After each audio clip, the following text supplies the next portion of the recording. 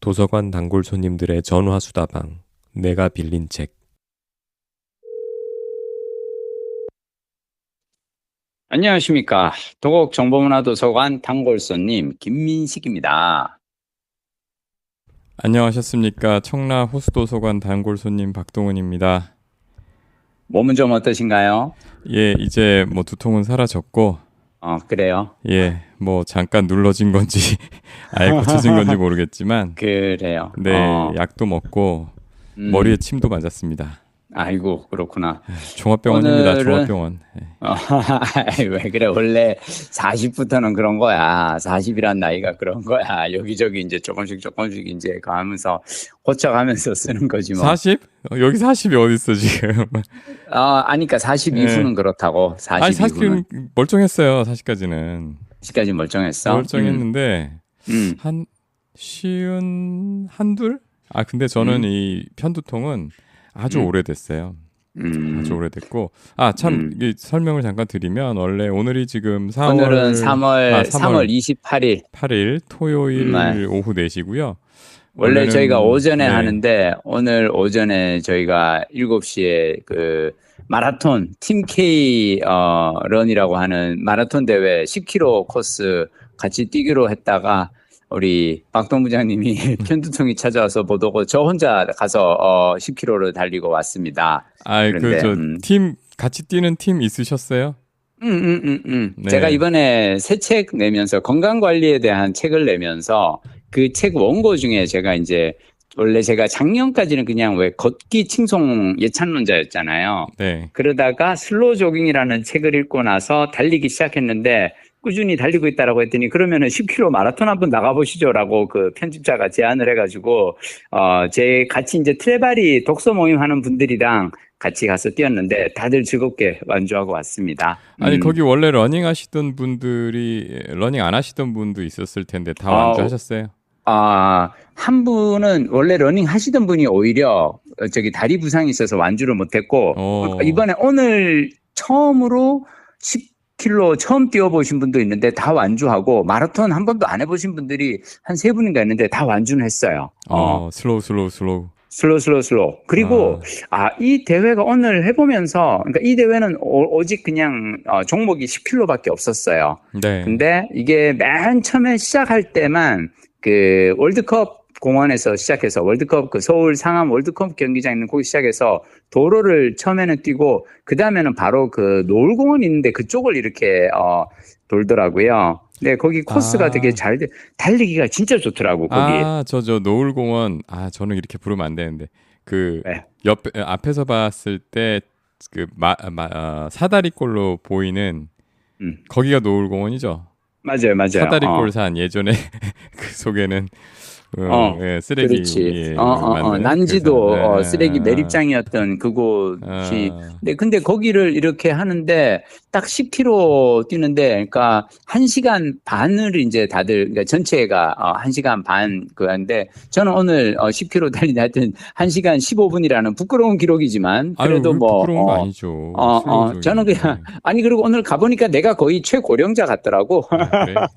오늘 왜냐하면 요즘 이제 20, 30대들 사이에서 러닝 열풍이 있어가지고 젊은 분들 다들 이렇게 뛰는데 뭐 그래도 58의 나이에 완주를 했다는데 저는 의미를 가지고 즐겁게 달리고 왔어요. 아유, 뭐 고생하셨습니다. 고생은 뭐 근데 해보니까 이게 왜 요즘 젊은 사람들이 이렇게까지 달리기에 열광하는지 좀 알 것 같은 그런 것도 있고 그리고 무엇보다 맨 처음에는 이 도로를 막고 사실은 출발하거든요. 물론 이제 주민분들에게는 이 통행에 방해가 돼서 죄송하긴 한데 그 도로를 막고 이 1,000명 넘는 사람들이 와르르 달려가는 그게 스펙터클이 있어요. 그래서 그 순간 같이 뛰면서 막 완전 여기에서 나도 뭔가 같이 이렇게 함께 하고 있다는 그런 게 있고 그래서 대회 뽕이라 그러던데 조금 기록이 평소보다 제가 평소에 양재천에서 연습을 좀 해봤거든요. 네. 그냥 갑자기 10km를 뛰었다 혹시라도 좀 그래서 미리 양재천을 한번 해봤는데 보통 한 1시간 20분, 25분 이 정도였는데 뭐 기록을 한 10분 정도 당겨줬고 참고로 양재천이 달리기가 진짜 좋아요. 왜 그러냐면 양재천은 자전거를 이 일방으로 통행을 시키거든요. 그래서 양재천 왼쪽 오른쪽으로 이렇게 길이 있으면은 그러니까 만약 이를테면 양재천에서 탄천 한강을 향해서 가는 오른쪽하고 왼쪽이 자전거가 이렇게 일방으로 돼 있어서 자전거랑 사람이랑 그렇게 많이 부딪히지도 않고, 개인적으로 저는 한강은 가끔씩 이렇게 뛰다 보면 자전거가 좀 많다라는 느낌이 드는데 위험해. 그런데 여기는 되게 달리기 좋아서, 게다가 바닥에 뭐가 있냐면 100m마다 이정표가 있어요. 바닥에. 그래서 3,700, 3,800 뭔데, 전 이를테면 이거를 10km를 훈련을 어떻게 했냐면, 맨 처음에 이제 제가 우리 집 동네에서 이렇게 내려가서 양재 거기 다리에 이렇게 딱 내려가면 3,700이라고 적혀 있는 곳이 있단 말이에요. 네. 거기서 출발을 해서 5,000까지 가는 거예요. 그러면 5,000에서 찍고 반환을 하는 거죠. 그리고 쫙 돌아가서 저기 탄천 합수부가 있거든요. 탄천이랑 양재천이랑 합쳐지는 그곳까지 가면 거기가 이제 등용문 기점이고, 그러면 거기서 다시 이제 돌아와서 3,700까지 오면 우리 집 가는 버스 타는 위치가 이제 또 나오는 거죠. 이렇게 하면 10km인데, 저는 달리기 요즘 이렇게 좋아하시는데, 제가 뛰어본 코스들 중에서는 하여튼, 여기가 밑에, 이렇게 무엇보다 숫자가 100씩 이렇게 카운트다운이 되니까, 그게 있고, 제가 오늘도 아침에 이제 같이 하면서 또 작은 세레모니가 있어요. 제가 요즘 이렇게 건강 관련해서 책이라든지 뭐 이런 거 읽을 때마다 하는 게 뭐냐면, 사실 건강 관리는, 운동은 힘들어요. 우리 뇌는 이거 정말 하기 싫어하거든. 네. 그게 스쿼트가 됐든 달리기가 됐든 우리 뇌는 계속 그만하면 안 될까? 야, 하지 마. 야, 죽을 것 같아. 하지 마. 막 이러거든. 이럴 때 중요한 건 뭐냐면, 저는 스쿼트 50개 할 때마다 이렇게 이렇게 같이 운동하느라고 이렇게 하이파이브 하고 막, 그리고 오늘도 아침에 달리면서 그 1km마다 이렇게 이정표가 있거든요. 네. 그러면 이제 이정표가 나올 때마다 같이 뛰는 사람들하고 같이 이렇게 하이파이브를 하면서 막 3km, 4km 막 이러면서 달리는 거죠. 그래서 이런 작은 세레머니를 하면서 달렸더니 10km 힘들지 않게 즐겁게 잘 뛰다 왔습니다. 그 10km 정도면 꽤 긴데 가다가 물 마시고 싶으면 어떻게 해요? 한 몇 군데 있어요. 한 세 군데 정도 줘요? 이렇게 물을, 그럼요. 그게 그 대회하는 재미고, 마지막에 끝나고 나잖아요. 먹을 거 어마어마하게 많이 줘요. 스타벅스에서 나온 초콜릿 음료부터 해가지고, 그리고 막 빵하고, 바나나하고 막 이런 거 엄청 많이 줘요. 그래가지고, 사실은 마라톤은 사실 마지막에 그 맛에 달리는 거죠. 맨 끝에 가면 먹을 거 준다는 그 맛에. 부러워. 근데 저는 사실 이번 주 마라톤도 좋았지만, 이번 주 제가 참 여러분들께 소개하고 싶었던 것 중 하나는, 제가 엊그저께 우리 강남구 인문학 콘서트를 갔어요. 네. 이게 강남구 도서관에서 이제 하는 행사인데, 문유석 작가님 혹시 알아요? 그 판사. 맞아요. 예전에는 판사 유감, 그리고 개인주의자 선언 뭐 이런 책들을 쓰신 분인데, 지금은 판사 그만두시고 특이하게도 드라마 작가로 일을 하시고. 그만두셨어요? 그럼요. 드라마 판사 그만두시고, 너무 재밌는 게, 판사 그만두고 미스 함무라비라고 하는 이제 그 법정 드라마 맞아요. 쓰셨고, 그리고 나서 또 계속 이제 법정 드라마 쓰시고 있고. 네, 이분이 이번에 이제 나로 살 결심이라는 새 책을 내셨어요. 그래서 새 책 내시고 나서 어쩌다가 판사로 일하다가 드라마 작가가 되었는가, 이런 과정에 대해서 오셔서 이제 강의를 하셨는데, 진짜로 강의 들으면서 깜짝 놀랐어요. 저 솔직히 약간 부심이 있어요. 자부심이 있어요. 뭐냐면, 나는 강연을 좀 잘한다라는 나름의 부심이 있거든. 근데 이분은 강의를 하는데 PPT 없어요. PPT 없고 그냥 혼자 마이크 딱 잡고 서가지고 1시간 넘게 이야기를 풀어가시는데 너무 재미있어. 그러니까 근데 되게 특이했던 게, 그 강남구 인문학 콘서트, 제가 이제 처음에 이거 신청할 때 그 뭐 전화번호나 이름 이렇게 쓰는 欄 밑에 작가에게 묻고 싶은 질문은 이러면서 질문 쓰는 란이 있었거든요. 네. 그래서 그걸 이렇게 썼는데 그걸 다 받았나 봐요. 그래서 그 질문을 다 읽고서는 딱 강연 맨 처음 시작이 그거야. 여러분이 올려주신 질문을 4가지 카테고리로 잡아봤습니다. 그러면서 그 질문감만 가지고 이렇게 1시간 넘게 이야기를 하시더라고요. 야, 괜찮은 방법이네. 괜찮은 방법이죠. 이거는 왜냐하면 그러면 사람들이 다들 내가 던진 질문은 근데 들어보면 진짜 내가 각자가 한 그 질문이 그 4가지 카테고리 안에는 들어가거든. 그러면서 그 얘기를 하나하나 해주시는데, 너무 재밌었고, 저는 보고, 나도 나중에 저런 방식으로 한번 해보면 좋겠다. 그러네요. 하여튼 그런 생각이 들 정도로, 그걸 했었고, 근데 사실 이분이 이제 아무래도 많이들 질문한 게 그걸 거 아니에요. 어쩌다가 판사로 일을 하다가, 어쩌면 참 판사는 사실은 왜 되게 좀 이렇게 안정적인 직업이고 존경받는 사회적으로 해도 존경받는 직업이잖아요. 요즘은 잘 모르겠어요. 너무 그러지 마. 사실 예전에도 존경이라기보다는 뭐 솔직하게 얘기해야 뭐 우리가 뭐 그럴 거 없잖아요. 그래서 솔직하게 말씀드릴게요. 존경받는 분도 있죠. 존경받는 분과 그래. 존경받는 분은 사실 국민들을 대하는 자세가 다르시잖아요. 판사분들은 그렇지. 정말로 존경받는 분과 그렇지 않은 자가 명확하게 극단적으로 갈리는 직업인 것 같아요. 놈자자를 쓰신다 우리 박 부장님. 우리가 최근 한 2년간 선명하게 알게 됐잖아요. 그렇지, 맞아. 그건 있어. 그래서, 근데, 이제, 거기에 대한 이제 그 얘기를 하시는 거예요. 네. 그러면서 어쩌다가 판사로 일하다가 드라마 작가가 됐나. 근데, 나는 강의 들으면서 느낀 게 뭐냐면, 이분은 사실은 작가가 되었어야 할 분이 어쩌다가 판사로 그냥 일하고 있었던 것 뿐이에요. 그쵸. 강의하는 방식만 봐도 이게 본투비 스토리텔러인데. 맞아요. 그러시더라고요. 그러니까 이분은 어렸을 때 나는 참 이분 강연 들으면서 너무 재밌다고 생각했던 게 뭐냐면 이분이 어렸을 때 그 집에 부모님이 어머니가 옛날에는 왜 그 집집마다 돌아다니면서 그 문학 전집하는 영업 사원들이 있었어요. 뭐 100권짜리 막 세계 문학 전집 막 이런 거 그 일본에서 나온 그 책들 왜 해적판으로 이렇게 번역해가지고 막 그걸 했는데 그게 수준이 엄청 어려운 거였대. 무슨 뭐 호머의 일리아드부터 시작해서 막 그런 거인데.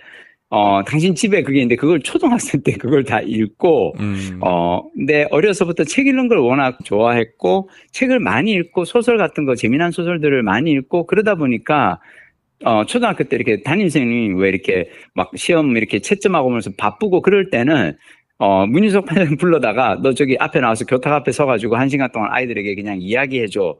라고 그런 걸 시키셨다는 거예요. 야, 근데 나는, 좀 대단하네. 근데 난 이 얘기를 듣고 너무 웃긴 게, 내가 그랬거든요. 내가 초등학교 다닐 때, 그 선생님이 뭘 이렇게 어디 갑자기 이렇게 교무실 가셔서 뭘 일을 하셔야 되는데, 그냥 갑자기 1시간 비우면 애들이 떠들 것 같잖아요. 그럼 저보고 나와서, 야, 네가 나와서 애들한테 얘기 하나 해줘. 그러면 제가 애들 앞에 서서 1시간 동안 이야기를 해줬거든. 야, 나 그런 거 본 적이 없는데. 진짜? 근데 나는 어렸을 때 그걸 했었고, 나는 예전에 내가 이제 대학교 다닐 때, 제가 어떤 친구를 만났냐면, 제가 초등학교 3학년 때, 남창이라는 곳에 아주 작은 시골 마을에 어머니가 이제, 거기에 이제 저걸로 이렇게 순환 근무 때문에 가셨을 때, 한 석 달 정도 남창에서 초등학교를 다닌 적이 있는데, 어느 날 제가 대학에서 만난 어떤 친구가 저를 가만히 보더니 저하고 이런저런 얘기하다가 너가 그럼 원래는 경주에서 초등학교 다녔다는 거지? 근데 나보고 너 혹시 남창에 온 적이 있지 않냐? 내가 응? 너 그거 어떻게 알아? 그랬더니 얘가 자기가 남창 초등학교 3학년 때 경주에서 어떤 애가 왔는데 얘가 책을 읽는 걸 너무 좋아해가지고 학교 수업 끝마치고 나면 방과 후에 운동장 옆에 나무 밑에서 아이들한테 자기가 읽은 책을 10분이고 20분이고 얘기를 하는데 그걸 애들이 다들 듣다가 어느 날 걔가 갑자기 호련히 전학하면서 사라지는 바람에 애들이 그다음 지들끼리 모여가지고 이제 구슬치기 하면서 야 걔가 없어서 이제는 얘기해줄 사람이 없구나 심심해. 와 근데 나는 이거 왜 그런 거 있잖아요 지금 나는 그걸 까먹고 있었는데 정작 얘는 그걸 기억을 하고 있는 거예요. 그래서 저는 보면서 이게 어려서 많이 읽은 사람들이 그거를 얘기를 하고 싶은 어떤 그 천상 이야기꾼은 뭐냐면 이야기를 잘하는 사람 이전에 이야기를 즐기는 사람이었던 거예요. 야, 두 분 다 이야기 신동이었네. 아니, 그래서 너무 재밌고, 그리고, 또 재밌는 게 있어. 커서는 이분이 워낙 많이 썼는데, 그 많이 쓴 게 이분과 저하고 또 하나의 공통점 뭐냐면, 우리는 되게 운이 좋았던 게, 둘 다 일을 하면서 엉뚱한 쪽으로 먹고 살기 위해서 간 데가, 그분은 법 쪽이라 갖고 나는 이제 방송 쪽으로 온 거잖아요. 근데 옛날 같으면 문학을 전공하고 뭐 이렇다면 이렇게 국문과나 뭐 나오고 뭐 이렇게 창작과 이런 거 나온 친구들이 많이 글을 쓸 수 있었는데, 문유석 판사님 했던 게 뭐냐면 2000년대 이후에 온라인 공간들이 많이 생기잖아요. 그런데 가서 온갖 곳에다가 글을 남기기 시작했대요. 가명으로? 그래서 예명으로? 그러니까 필명으로, 그러니까 그냥 아이디 이름으로 아이디 이렇게 가고, 왜냐면 이분이 판사다 보니까 항상 쓰는 게 판결문을 쓰잖아요. 네. 근데 판결문은 정해진 공식이 있다는 거예요. 판결문은 그 공식을 벗어나면 안 돼. 그러니까 이러이러하고 법조문과 이런 그걸 따라가는데, 자기는 그걸 쓰는 게 너무 답답한데, 근데 그게 일이니까 하는데, 자기는 온라인 게시판에 카페 같은 데 들어가서 뭐 이를테면 이분이 이제 어디 여행을 갔다 왔다. 그러면 그 여행기를 네이버 필리핀 여행자 카페 이런 데다 올린대요. 네. 익명으로. 그러면 거기에 사람들이 막 쭉 댓글을 달아준대. 또 글을 또 재밌게 쓰셨겠지. 또 그게 또 뽕을 받아가지고 또 2편, 3편 계속 쓰고 막 그랬다는 거예요. 아이디 알고 싶네. 그러니까 이러면서 자기 아마 파묘해보면은 여기저기에 온갖 그 사이트마다 자기가 쓴 글들이 남아있다고. 그러면서 그렇게 다양하게 이렇게 쓰다가 이제 왜 판사 유감도 어떻게 쓴 거냐면, 사실은 그냥 그 법원에 판사들이 올리는 게시판이 있대요. 네. 그래서 당신이 이렇게 이 판결을 하다가, 이런 사건은, 요런 거는 조금 우리가 좀 더 고민을 해봐야겠다. 이런 사건은 요렇게 새롭게 요런 문제가 있는데, 이런 걸 갖다 이제 이분이 이제 판결하고 난 다음에 소회를 갖다 이렇게 남기는 그 글을 갖다 올렸는데, 그게 우연히 이제 판사들 사이에서는 이제 화제가 되고, 그걸 우연히 읽게 된 출판사에서 연락이 왔다는 거예요. 그걸 책으로 내자고. 그러니까 이분이 판사 유감 내고 나서 사실은 이분이 원래부터 쓰고 싶었던 글은 따고 있었던 거야. 그게 뭐냐면 개인주의자 선언이에요. 자기는 이 한국 사회 이런 그 집단주의적 막 이렇게 회식 문화라든지 이런 게 너무 싫고, 조직에서 막 이렇게 줄 서고 막 이런 문화 너무 싫고, 그래서 거기에 대해서 또 이제 책을 썼는데, 개인주의자 소년이 또 엄청 웃기는 책이거든요. 네. 너무 유쾌한 책이에요.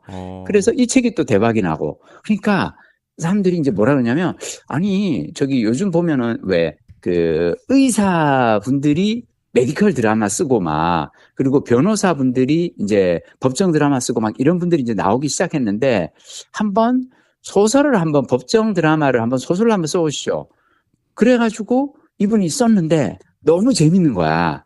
심지어 미스 함무라비라는 법정 드라마는 이분이 판사로 일을 하시면서 썼대요. 네. 그래가지고 월화수목금 판사로 일하고 주말 동안 토요일 일요일 이틀 동안 하나씩 써가지고, 근데 이게 드라마가 이제 되는 걸 보고 나서 이분이 딱 생각한 게 뭐냐면, 오케이, 내가 판사 이제 그만두고 때려치우고 전업 드라마 작가로 일하면, 생각해봐. 내가 일주일 중에 이틀만 일을 하고도 드라마를 썼는데, 그러면 나는 이제는 1년에 2편, 3편도 드라마 쓰겠구나. 그러면 나는 드라마 대본으로 그냥 돈을 수억 벌겠구나. 라고 생각하고 나오셨는데, 나와서 이분이 깨달은 거. 판사로 일하면서 주말에 드라마 대본을 쓰는 거는 즐거운 취미 생활이었는데, 이제 프리랜서 작가가 되고 나니까 대본을 쓰는 게 너무 괴로운 일이 된 거지. 그래서 자기와의 싸움이 이제 시작되었고, 그러면서 이제 인문학 콘서트 강연에서 이분이 해주신 얘기가 뭐냐면, 프리랜서가 먹고 살기 위해서는 자기 뇌를 스스로 속여야 된다. 왜냐하면 뇌는 계속 늘어지려고 그럴 거니까. 너 이제 출근 안 해도 되잖아. 오늘 그냥 쉬어도 되잖아. 막 이러면서 늘어지려고 할 때 어떻게 자기를 규제하고 어떻게 자기 구속을 할 것인가 주위에다가 알리라는 거예요. 계속 알려야 된대요. 그러면서 이분은 심지어 막내 PD나 자기는 요즘 제일 무서운 사람이 막내 조연출이래요. 그래서 막내 조연출한테 얘기를 한대요. 제가 다음화 대본 초고를 이번 주 화요일까지 써서 보낼게요. 그 막내 PD가 놀랜대요. 아니, 저기 작가님 그냥 이번 주 금요일까지 쓰셔도 되는데요. 아니에요. 화요일까지 내가 보낼 거예요. 라고 주위 사람들한테 만나는 사람한테 다 그렇게 떠들고 다닌대. 그래서 화요일까지 안 쓰고는 못 베기게끔. 그래서 스스로 부담을 주고 자기 구속을 해서 일을 하신다는데, 하여튼 저는 강의 들으면서, 되게 좋은 삶의 어떤 표본을 책으로도 만나지만 또 직접 만나서 얘기 듣는 재미가 있고요. 그리고 이분이 이제 그 이직한 과정에 대해서 얘기하면서 이건 뭐라 그러시냐면, 근데요, 여러분, 앞으로 제가 보기에 이거 저만 이럴 게 아니고 여러분들도 다 이렇게 살아야 돼요.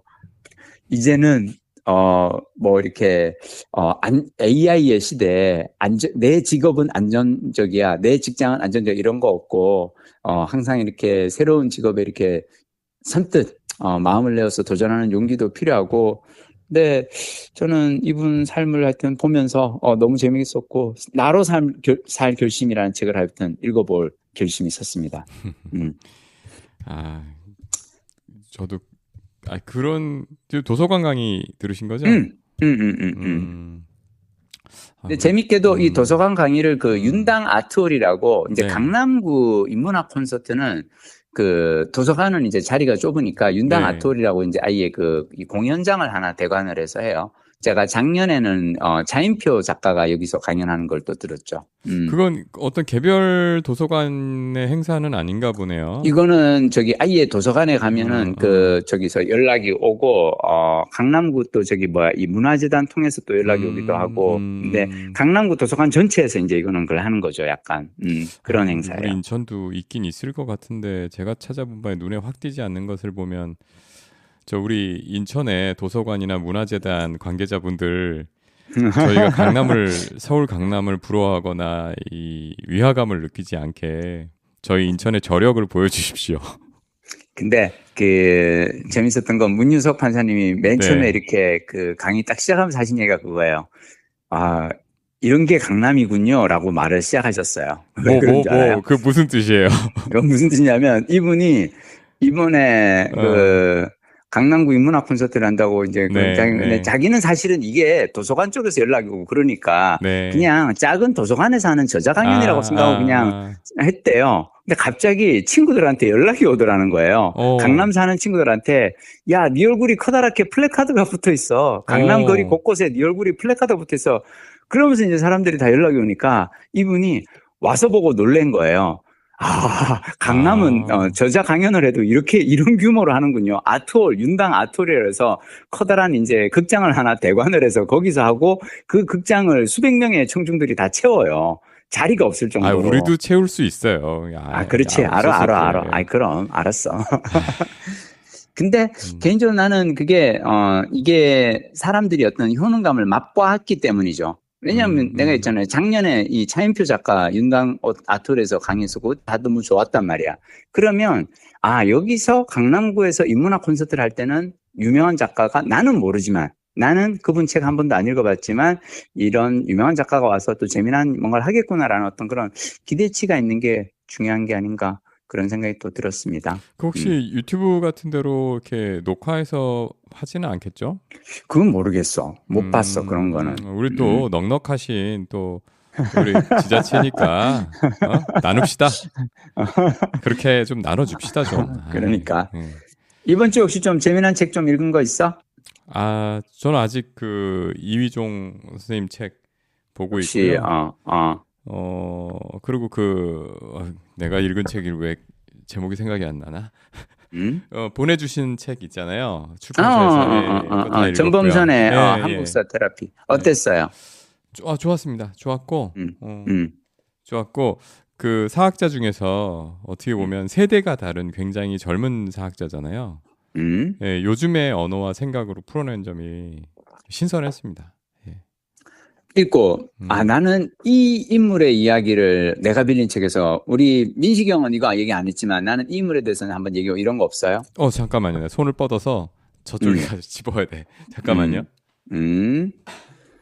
이게 왜 제가 이걸 물어보냐면 저는 책을 읽는 것도 중요하지만 읽고 난 다음에 책에서 내가 뭔가 인상적인 내용을 내 입으로 말을 해봐야 돼요. 내 입으로 말을 하면서 정리하는 훈련을 해야 되고 청취자 여러분들도 한번 해보세요. 책을 뭔가 재밌는 책을 읽잖아요. 그러고 난 다음에 친구 만나면은 그 친구한테 나는 이 책에서 이런 게 재밌어서라고 얘기를 자꾸 해주셔야 자, 그러면 어떤 그게 생기냐면 책을 읽을 때 다음에 책을 읽잖아요. 근데 내가 이런 얘기를 했을 때 그 친구가 와, 재밌네. 야, 너 근데 책 진짜 많이 읽는다. 와, 그런 것도 있어? 라고 하면서 좋은 리액션을 해주시면 머릿속에 여러분들은 일단 효능감을 맛보면서 어떤 이게 딱 드냐면은 다음에 책 읽다가 또 좋은 구절이 있으면 이 친구한테 얘기해 줘야지 라고 하면서 책을 읽으면서 그걸 신경 쓰게 돼요. 자, 독서를 그냥 이렇게 흘러가는 듯이 읽고 마는 게 아니라 읽고 나서 내가 다른 사람에게 뭐라고 이걸 전해줄까를 생각할 때 내가 읽은 것이 훨씬 더 단단해집니다. 그런 의미에서 박동 부장님 인상적이었던 대목은 제가 인물. 인물은 여럿이 있는데 대목을 설명해 줘도 좋고. 저희 변절 이 책이 보면은 그 키워드 두 글자 키워드로 맞아요. 또 다 맞췄어요. 두 글자의 키워드로 이 목차 각 챕터의 제목을 잡고 그 키워드에 맞는 인물들을 다 모아서 큐레이션을 해서 인물 중심으로 또 가거든요. 근데 여기 보면 테라피 8번. 이게 왜 테라피냐면 우리가 우리 역사에 대해서 갖고 있는 어떤 좌절감, 상처 그거를 이걸 이제 철저하게 우리가 좀 피상적으로 알고 있는 구체적으로 파고 들어보면은 우리가 이제 치유가 된다라는 의미의 테라피인 것 같고요. 거기 이제 변절이라는 챕터가 있어요. 그래서 저마다의 변절을 택한 조선의 3대 천재. 이광수, 최남선, 홍명희. 이 세 사람을 지금 보면 특히 이제 이광수하고 최남선하고 홍명희 중에서 이광수와 최남선 변절이 그렇지. 한 종류고요. 홍명희의 변절은 또 다른 의미의 또 다른 변절이에요. 그렇게 해서 세 명을 짚은 부분이 되게 인상적이었고 또 그 밑에 근데 이 부분은 실제로 읽어보시는 게 좀 좋을 것 같은데 우리가 이광수하고 여기 또 이 책의 장점이 뭐냐면 이 사람이란 게 우리가 역사에서 짧게 서술하다 보면 되게 단편적으로 맞아요. 정의해 버리잖아요. 이광수, 이 변절자, 최남선, 그렇지. 변절자 이렇게만 해버리고 홍명희, 월북자 이렇게 하고 끝나는데 사실은 그 과정을 보면 어쩔 수 없이 그렇게 될 수밖에 없었을까? 그리고 약간 이해되는 부분도 있고요.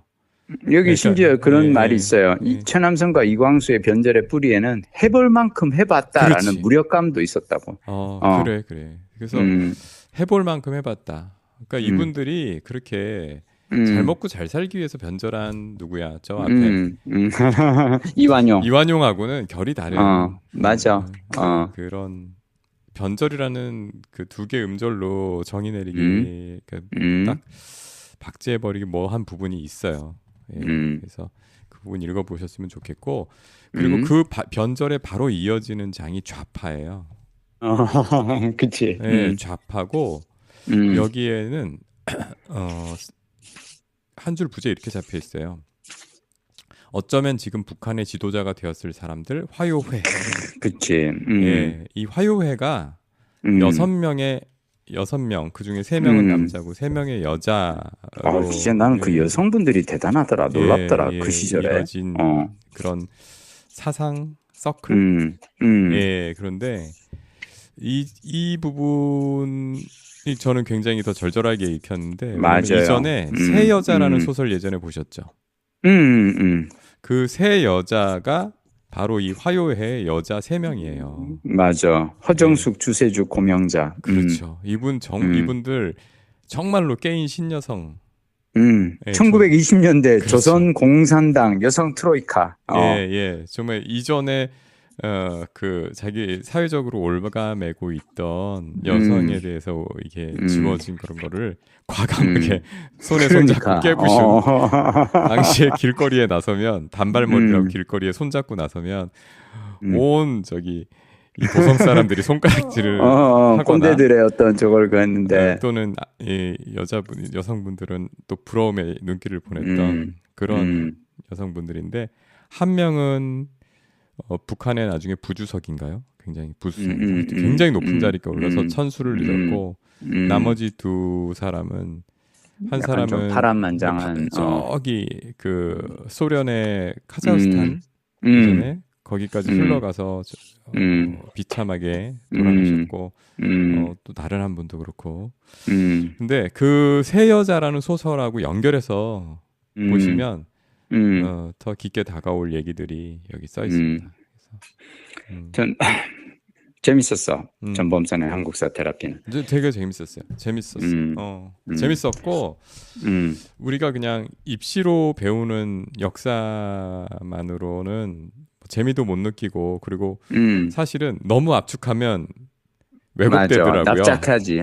이야기가 납작해지지. 결국은 사람들에 대해서도 너무 단편적인 그리고 좀 본 그 인물들은 억울할 수 있는 평가를 우리가 선입견으로 갖게 되는데 이런 테라피가 꼭 필요할 것 같습니다. 저는 이번 주에 세 권의 제가 이제 2026년 제 그 프로젝트가 그거잖아요. 그 내가 빌린 책에서 매주 세 권의 책을 소개한다. 그러니까 너무 많아 세 권. 그래 알았어. 짧게 대신할게. 왜냐하면 그거 어떻게 다 읽으시나 싶어요. 근데 세 권씩을 나는 이게 재밌는 게 원래 내가 사실은 두세 권씩은 읽어요, 매주. 근데 그 중에서 제일 좋은 책 한 권을 소개를 했는데, 이제는 그냥, 세 권을 한번 해보자 하고 있어요. 근데 이번 주에 그래서 처음으로 읽은 책은, 최소한의 은퇴 공부. 제가 요즘 이제 은퇴자 삶에 대해서 계속 이제 그걸 하다 보니까, 예, 유튜브 이렇게 많이 보거든요, 저는. 은퇴, 노후 대비에 대한. 그러다가 단희쌤이라고 있어요. 유튜브에 많이 나온. 단희쌤. 단희쌤이라고 있고, 이분이 이제 최소한의 은퇴 공부, 유튜브에 나와서 이렇게 그 노후 대비에 대해서 얘기를 하셨는데, 최소한의 은퇴 공부라는 책을 이렇게, 내셨다 그래서, 밀리의 서재에 있어서 제가 이렇게 또 찾아봤는데, 그러니까 은퇴, 노후 대비에 대한 어떤, 재미난 얘기 해주는데, 약간 제가 재밌었던 거는 뭐냐면, 이분이 노후에는 무조건 다운사이징 하라고 얘기를 해요. 네. 줄이라고 얘기를 하면서, 그래서 이분이 제일 그 재테크에서 중요하게 먼저 이렇게 추천하는 거는 집을 줄이는 용기입니다. 그래서 살고 있는 집 평수를 줄이고, 그리고 지역을 바꾸고, 그러니까 뭐 이를테면 아이들 어릴 때는 이제 뭐 학군 좋은 데에서 비싼 집에서 살았다면 애들 다 크고 그러면 복잡한 서울에 묶여 살 이유가 없으니 서울 아파트 정리하고 교통 편리한 그냥 수도권 신도시로 이렇게 옮겨가라. 그리고 세 번째가 조금 더 이제 우리 세대에게는 좀, 안 맞긴 한데, 우리 월세를 살아라라고 얘기를 해요. 그러면서, 우리 세대는 왜 항상 내 집 마련이 평생의 지상 과제잖아요. 네. 근데 이분은 오히려, 12억짜리 아파트 그냥 팔고 보증금 2억 원에 월세 100만 원짜리 아파트에 살아라고 얘기를 해요. 보증금 그러면 2억 원에 월세 100.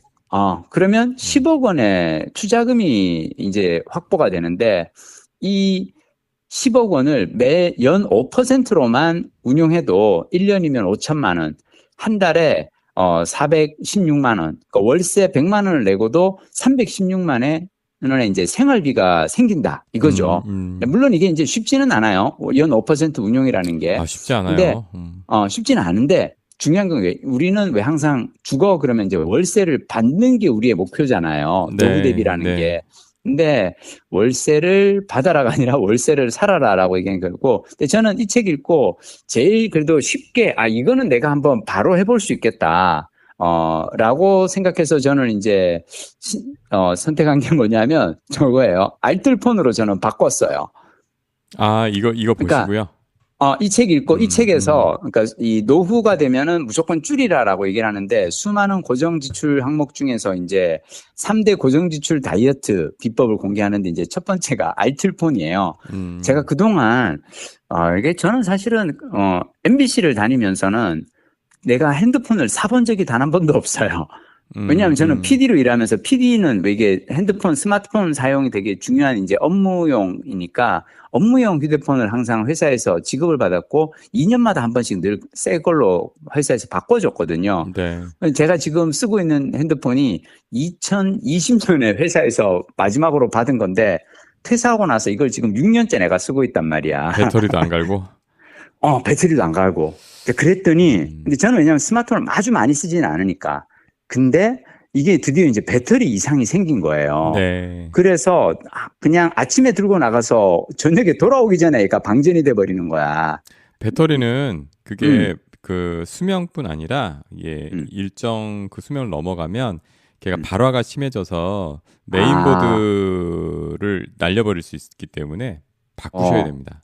맞아요. 그래서 네. 제가 이제 고민을 하다가 그냥 이렇게 그래서 핸드폰을 갈면서 아예 요금제도 저는 그동안 회사에서 썼던 거 요금제 그대로 쓰고 있는데 그게 월에 7만 원 정도더라고요. 그래가지고 이번에 알뜰폰 갈았더니 7천 원이야. 똑같은 조건인데. 전화도 바꾸셨어요? 전화기도 바꿨어요. 전화기는 그러셨구나. 어떻게 바꿨냐면 당근에 들어가가지고. 아이고. 왜냐하면 당근에 들어가잖아요. 네. 나 이거 너무 이번에 이거 하면서 바꿔놓는 게 작년에 나온 지 1년밖에 안 된 갤럭시 25인데 나는 이제 갤럭시 22 시리즈고 네. 근데 1년밖에 안 된 건데 이게 50만 원인가? 뭐 그게 그 정도 가격에 나와 있어요. 너무 깨끗하고 새 거고 멀쩡해. 근데 내가 그다음에 깨달았어. 그냥 혹시 파시는 분한테 여쭤봤어요. 이거 왜 파시냐고 그랬더니 새 거 나와서 새 거 바꾸려고 판다 그런 거예요. 젊은 이 분이었는데 그냥 그때 깨달은 게 나는 앞으로 이렇게 살면 되겠다.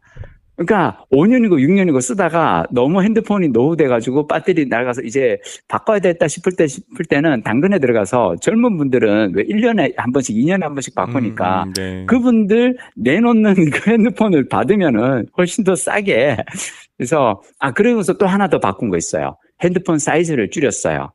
많은 사람들이 요즘 핸드폰 갈 때 왜 폴더라든지 오히려 더 큰 화면으로 가잖아요. 네. 옆으로 펼치면 엄청 커지는 거.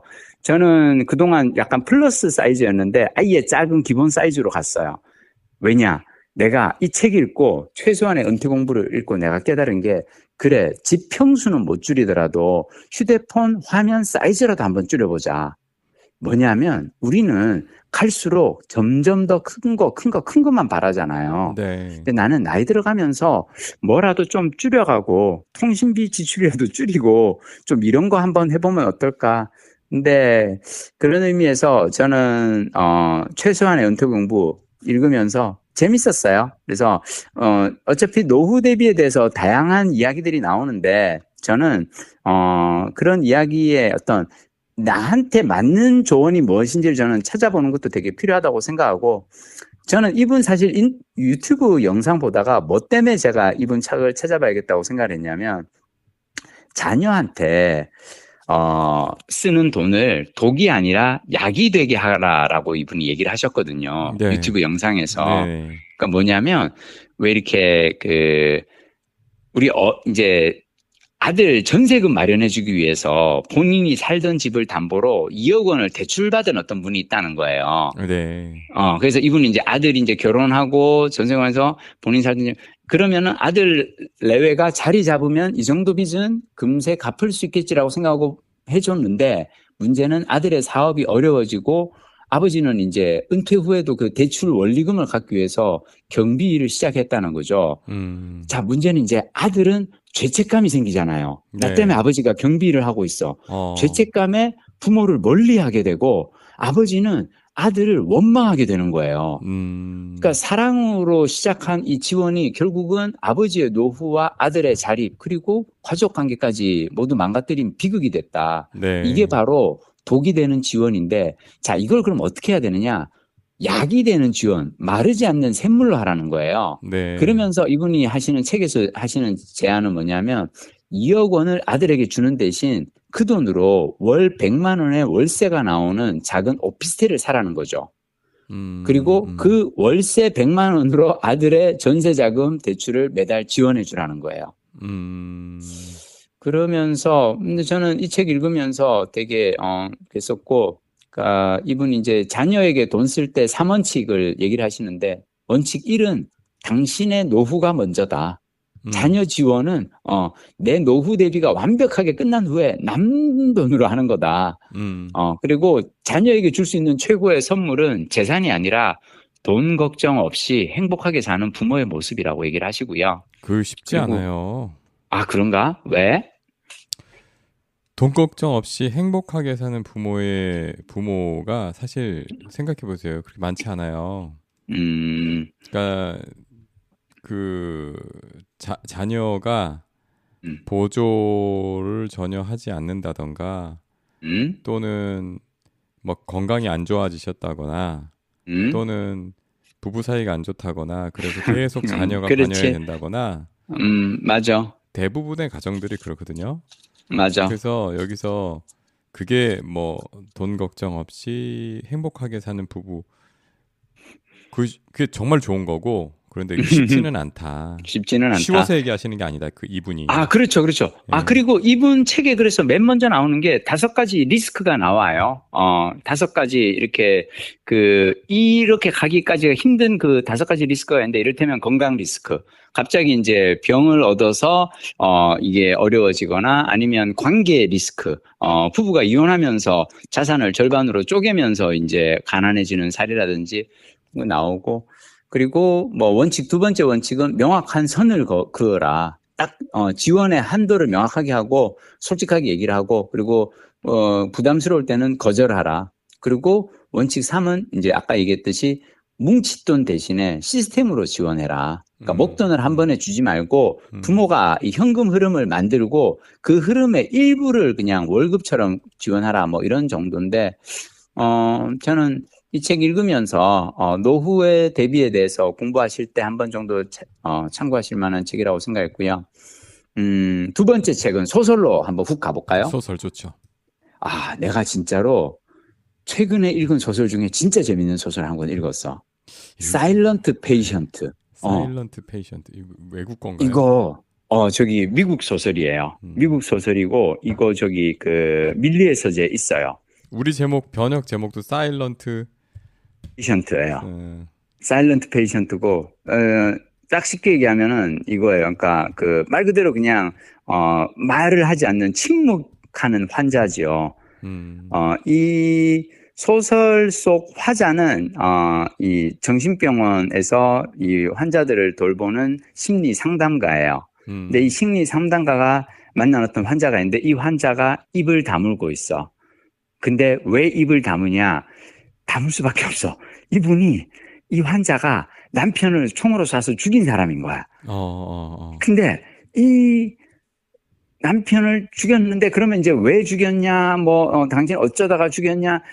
재판을 하고 뭐 하고 몇 년이 흐르도록 단 한 번도 입을 열지 않아요. 왜 내가 어쩌다 남편을 죽이게 됐는지.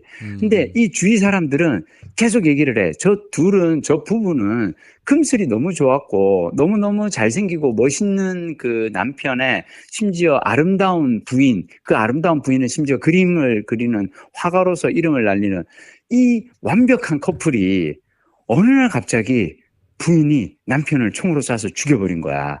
그래서 사람들이 다 궁금해하는데 이 사람이 입을 안 열어요. 그러니까 이 심리 상담가는 약간 그런 걸 느끼죠. 왜? 저 사람을 내가 심리 상담을 통해서 이 사람을 이제 말문을 열게 하고 이 사람 어떻게 그걸 했는지를 하게 되면은 자기가 일을 하는 어떤 뭔가의 어떤 상담가가 된 어떤 보람을 느끼지 않을까라고 해서 자신이 그분을 맡겠다라고 해서 이제 하는 그 얘기인데 처음에 소설을 읽을 때는 솔직히 고구마 100개야.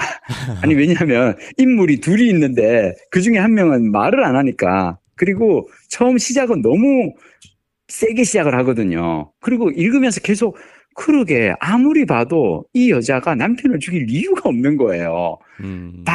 죽이기 바로 전날까지만 해도 너무너무 둘이 행복했다는 거야. 그러니까 뭔가 이렇게 갈등이 있었던 것도 아니고 아무런 그게 없는데 왜 그랬을까?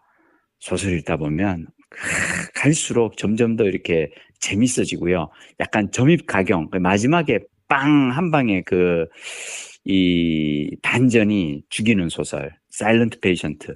소설 좋아하시는 분들 영어로는 아마 이미 나왔을 것 같고 저기 한글로도 한글로 응? 한글로 한글로도 나와 있어요. 그러니까 이게 이제 그 어떤 분이 이제 그 미국 그 생활하시는 분들 그렇게 하는 이렇게 온라인 사이트 있잖아요. 왜 그러니까 근데 거기에 어떤 분이 이제 나 이 소설 영어로 읽었는데 너무 재밌어요. 한번 읽어보세요. 근데 누가 댓글로 한글판도 나와 있어요. 번역이 나와 있어요.라고 해서 이제 사람들이 다들 읽어보신 분들은 이거 나도 재밌게 읽었었어요. 막 그래서 이제 온라인 사이트의 추천으로 이제 제 지인이 읽고 좋아 죽여요라고 해서 저도 읽어봤는데 재밌어요. 심지어 밀리에도 있어.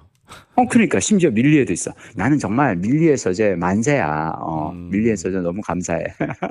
다만 안타까운 건 이번에 제가 문유석 작가님의 책을 밀리의 서재 찾아봤더니 한 권도 없다는 거. 없어. 그건 좀 아쉽지만 그 박동 부장님에게 제가 이제 한 가지 저걸 드리자면 그 경기도 도서관이라고 하는 앱이 있어요. 거기에 가면 문유석 작가님의 책을 전자책으로 대여를 하실 수가 있습니다. 경기도 도서관이요? 라는 앱이 있어요. 한번 나중에 한번 그걸 해보시고 여기서 이제 마지막 세 번째 책 가도 되나요? 네네. 세 번째 책이 또 이게 재밌죠. 제가 사실 이번 주에 우리 박동 부장님이랑 같이 우리 왜 목요일 날 점심 같이 했잖아요. 네네. 내가 책 쓰고 참 제일 행복한 것 중 하나는 뭐냐면, 그러니까 책을 쓰는 저자분들을 만날 수 있는 어떤 기회가 많아진다는 건데, 제가 왜 우리 내가 빌린 책에 이제 올해 초에 마음예보라는 책을 한번 소개한 적이 있는데, 네. 이 글 쓰는 정신의학 의사분들이 쓰신 책들, 그 책을 이제 내신 윤홍균 저자님을 제가 이번 주 목요일 날 점심을 같이 먹었어요.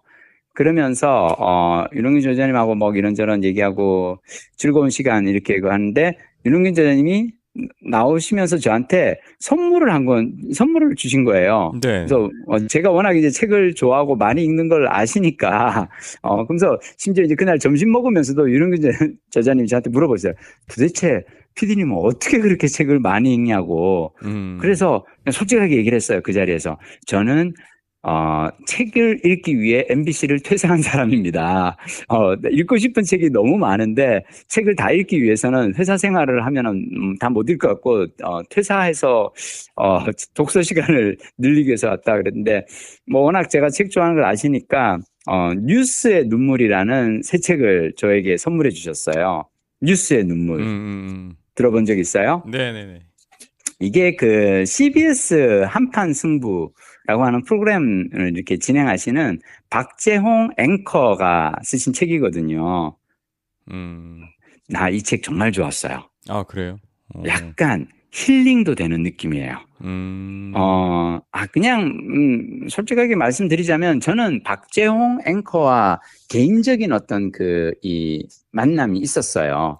그건 또 뭐냐면 예전에 제가 2017년도에 이제 세바시에 출연을 했었는데 세바시가 CBS에서 만든 프로그램이잖아요. 네. 그때 세바시 제가 이제 아마 검색해보면 유튜브 보신 분들도 많이 있으실 거예요. 행복은 강도가 아니라 빈도다라고 제가 이제 15분짜리 강연을 했는데 그날 강연 딱 끝나고 이렇게 나오는데 박재홍 앵커님이 이제 와서 막 이렇게 너무 강연 내용 좋았다라고 하면서 그걸 해주시고 그 다음에 제가 CBS에 이렇게 무슨 일이 있어서 갈 때마다 세바시 강연 때문에 갈 때마다 박재홍 앵커가 제가 간다 그러면 찾아와서 인사를 하셨어요. 그러면서 뭐라 그랬냐면 제가 이제 김장겸 물러나라 왜 MBC 정상화 싸움 하던 그 과정을 지켜보면서 늘 응원하고 있었다.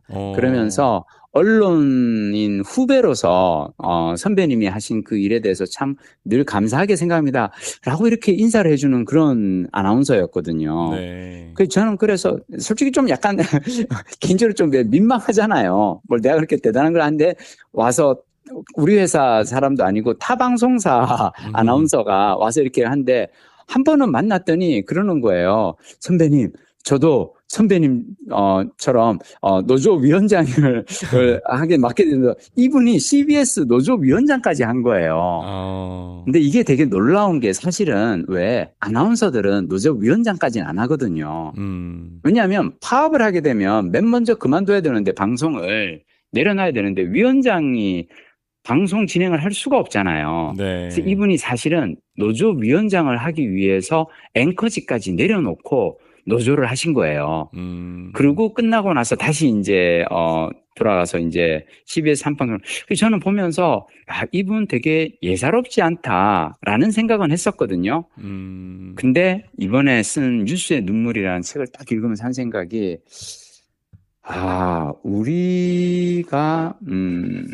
우리 지금 이 시기에, 우리 이 순간에 꼭 필요한 책을 내주셨구나라는 생각이 들어요. 그게 뭐냐면, 1년의 기록이에요. 네. 그러니까 2025년 12월 3일, 딱 그 개헌 터졌을 때. 4년. 2024년이지. 네, 맞아. 네. 이거 책에 잘못 인쇄돼 있다. 저기 2025년이라고 돼 있어. 아니, 책에 맨 앞에 띠지가 잘못돼 있네. 그건 띠지고. 그러니까, 맞아. 2024년이다. 그지? 네. 2024년 12월 3일에. 네.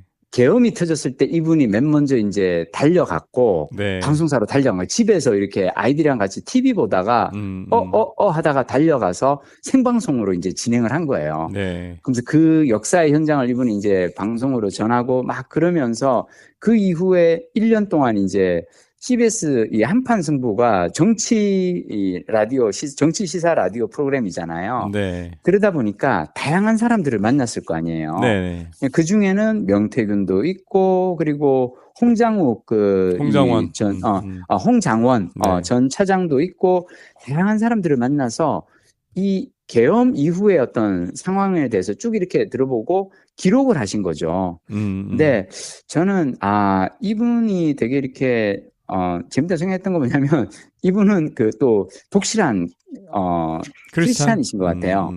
CBS가 또 이제, 기독교 방송이잖아요. 네. 근데 이분이 크리스찬의 입장에서 이 윤석열의 계엄이 얼마나 잘못된 것인지 막 이런 걸 갖다가 이제 또 얘기를 하시면서, 계엄이 하느님의 뜻이다라고 뭐 이렇게 얘기하는 사람들에 대해서 이런 하나님을 말도 안 욕되어야 되는 되는 자들. 막 그러면서 이제 한국 정치의 뭐 그런 교회 역할 뭐 이런 거에 대해서도 그렇고 되게 깊이 있는 얘기를 많이 써주시고, 저는 책 읽으면서 우리가 왜 약간 좀 요즘은 진영별로 이렇게 좀 나뉘어져 있잖아요. 네. 계엄 이후로 이게 더 심화되고 있는 것 같아요.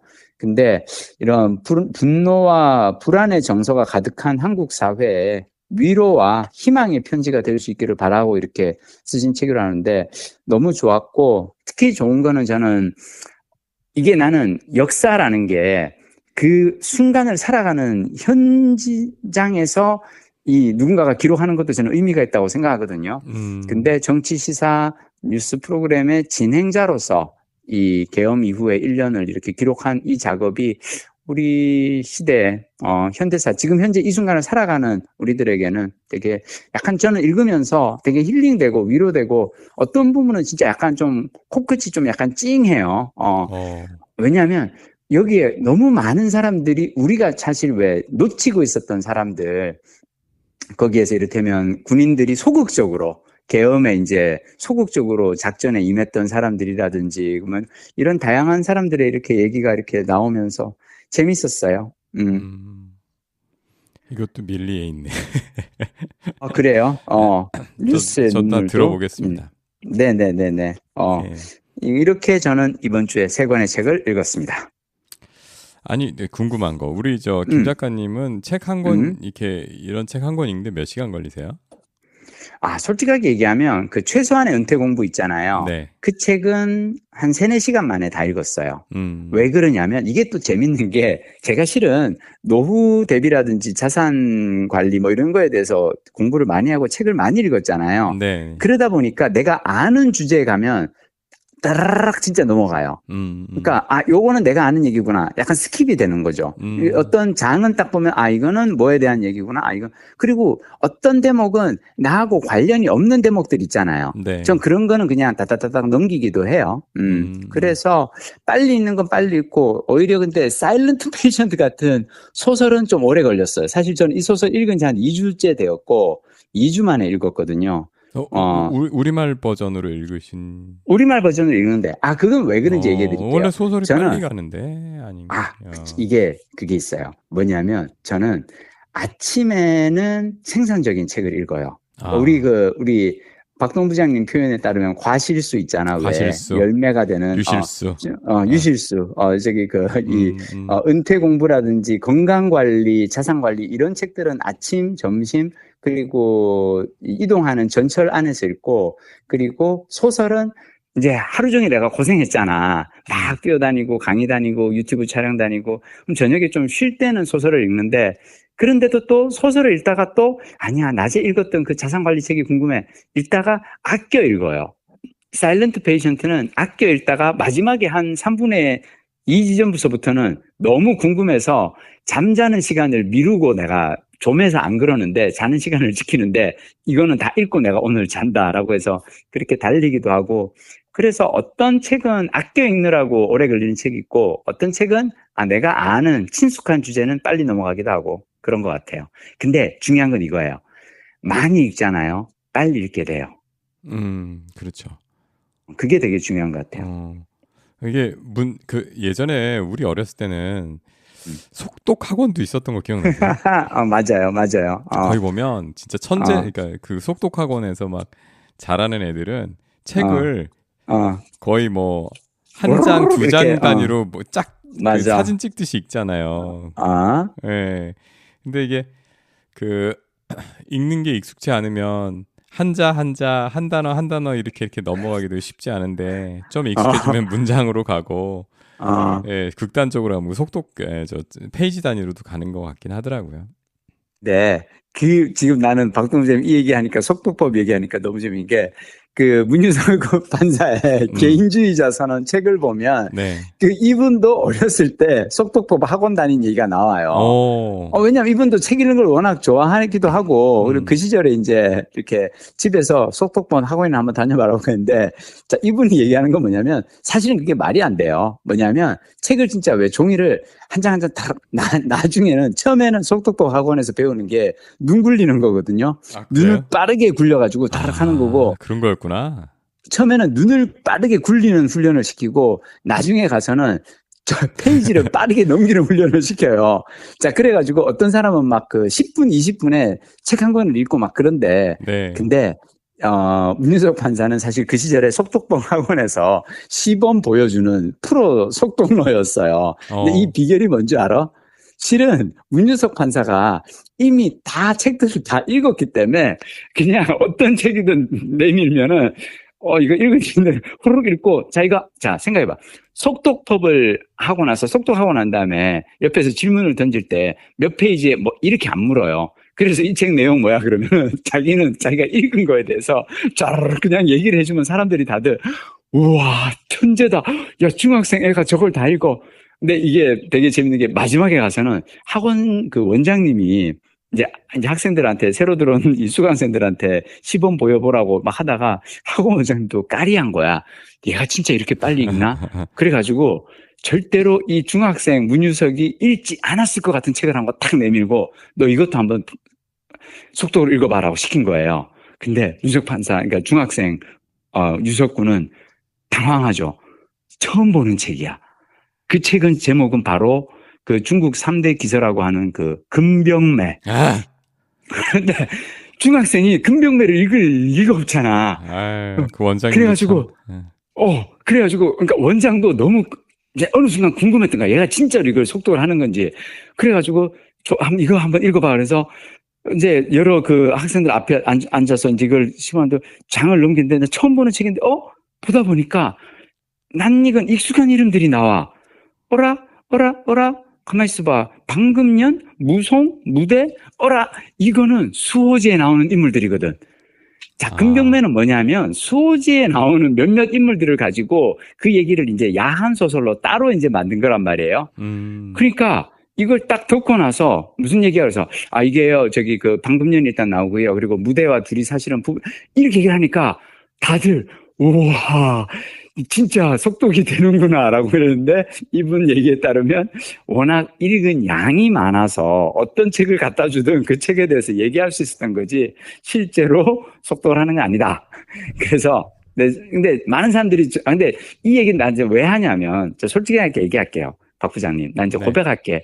내가 실은 지금 왜 일주일에 3권씩 하겠다 그래가지고 우리 방송 분량 시간도 늘어나고 막 박동생 곤혹스럽잖아. 이 형이 그냥 한 권만 해도 충분한데 왜 3권씩 하나. 실은 내가 작년 말에 어떤 분을 이렇게 했는데 그분이 날 잘 모르는 분인데 나를 사기꾼 취급하는 거야. 내가 1년에 100권, 200권씩 읽는다고 하니까 그 사람은 사기꾼이다. 어떻게, 그러니까 1년에 자기는 좋은 책 한 10권, 20권 읽으면은 그 정도면 충분한데 100권을 읽고 200권 읽는다고? 그건 사기꾼이야. 라고 누군가 얘기했다는 얘기를 듣고 제가 저 이런 거 들으면 빡 돌거든요. 그래서 이게 어떻게 가능한지를 내가 한번 보여주겠다. 3권씩 내가 52주면은 최소 150권이잖아요. 나 이걸 보여주겠다. 그래서 제가 지금 이걸 하고 있는 거고. 근데 제가 이렇게 할 수 있는 비결은 딱 하나예요. 제가 회사 안 다니니까 그런 거예요. 회사 안 다니니까 그런 거고. 그리고 내가 책을 너무 좋아해요. 세상에는 재미난 책들이 너무 많아. 그래서 그런 거야.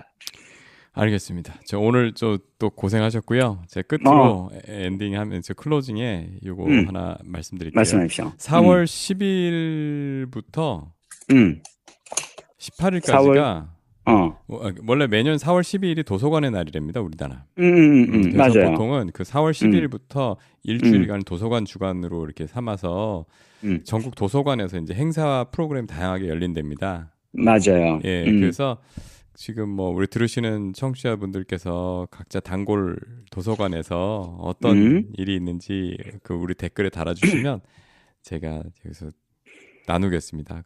그러면 그냥 얘기 나온 김에 저는 4월 그 도서관 주간이 맞아요. 왜냐하면 저도 지금 몇 군데 지금 다니는데 대목이시겠네. 충남 부여에서 4월 14일 화요일입니다. 충남 부여의 부여 도서관에서 4월 14일 오전 10시에 강의가 있고요. 서울에서도 하나 합니다. 4월 16일 날 목요일 날 저녁에 마포도서관에서 제가 강의를 하고요. 자, 그리고 4월 19일 날, 요때는 일요일입니다. 일요일 날 예스24 북토크를 합니다. 자, 이건 뭐냐면 예스24 그 온라인 서점에 가서 아마 제가 이제 4월 초에 새 책이 나오거든요. 김민식의 내 몸을 바꾸는 평생 루틴이라는 새 책을 내는데 그 건강관리 책에 대해서 북토크 하고요. 그리고 기왕 얘기한 김에 하나만 더 하자면 5월 15일 날 스승의 날이죠. 이날 저녁에 광화문 교보문고에서 보라쇼 제가 합니다. 그래서 혹시 시간 되시는 분들은 날짜 이렇게 제가 불러드린 것 중에서 맞으시는 분들 있으면은 놀러 오세요. 그리고 제가 요즘 강의 다니면서 제일 반가울 때가 언제냐면 내가 빌린 책 애청자입니다라고 이렇게 인사해 주시는 분들이 많아요. 그래서 그런 분들 만날 때마다 정말 감사합니다. 그래서 와서 꼭 인사해 주시고 같이 사진 찍고 그래요, 우리. 예, 제가 방금 사실 이 도서관 주간에 대해서 알게 된 게 제가 받아보는 뉴스레터 중에 어피티라는 게 있어요. 예, 여기 뭐 꼭 가볼 만한 행사 같은 거 잘 소개해 주는 그런 뉴스레터인데 여기 이제 그 도서관 활용 꿀팁이라는 칼럼을 기고하시기도 했던 잘 쓸 내용 도서관 망령 아이디를 쓰시는 분들이 있어요. 이분이 요 시즌 맞아서 올려주신 내용에서 제가 알게 됐고요. 알겠습니다. 그리고 4월이 또 꽃이 좋잖아요. 벚꽃놀이도 가시고 이러지만 그런데 실제로 유명한 벚꽃 그 놀이 하는 곳들 가보면 사람을 보는 건지 벚꽃을 보니까 앞사람 뒤통수만 보다 오잖아요. 그렇죠. 그러지 마시고 도서관들이 보통 보면 주변에 조경이 잘 돼 있거든요. 그래서 그 도서관들 위주로 꽃 구경과 책 구경 같이 하시면 좋다고 몇 곳을 이렇게 소개해 주셨더라고요. 그래서 서울의 정독도서관, 그리고 불광천 도서관, 그리고 여기 어디야? 진주시립 연암도서관. 그리고 마지막으로 전주시립도서관 꽃심.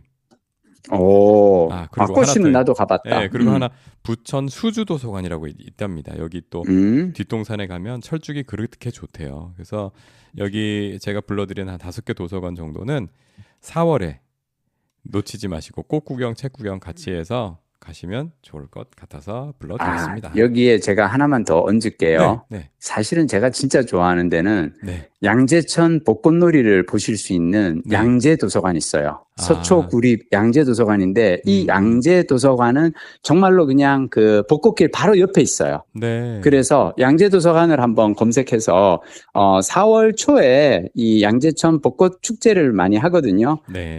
토요일 날 같은 때는 6시부터 공연도 있고 막 그러니까 벚꽃놀이도 하실 겸 도서관 나들이도 한번 즐겨보셨으면 좋겠습니다.